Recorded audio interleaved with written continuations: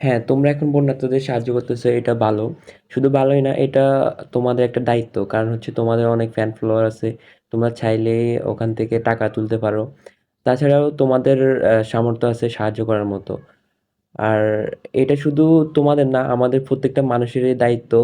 বাংলাদেশের যেকোনো সময়, যেকোনো জায়গায়, যেকোনো দুর্যোগ বা কোনো সমস্যা হলে তখন সবাই এগিয়ে আসাটা আমাদের বাংলাদেশী হিসেবে আমাদের একটা দায়িত্ব। কিন্তু তোমরা যারা গত জুলাইয়ের ছাত্র হত্যার সাথে জড়িত ছিলা, ডাইরেক্টলি না হলেও ইনডাইরেক্টলি জড়িত ছিলা, তোমরা ইনফ্লুয়েন্সারদেরকে জিম্মি করে তাদেরকে খুনিদের পক্ষে ভিডিও বানানোর জন্য টাকা দিতা। তারপরে যেভাবে তোমরা জোর করে টাকা দিছিলা, অনেকেই ভিডিও না করার কারণে তাদেরকে মারার, খুন করার হুমকি দিছিলা। তারা বাড়িতে থাকতে পারে নাই, পালায় ছিল তোমাদের কারণে। এই জন্য তোমাদেরকে কখনোই ক্ষমা করা হবে না। তোমরা মনে করিও না যে এখন তোমরা বন্যার্তদের পাশে আছো এই জন্য বাংলাদেশের মানুষ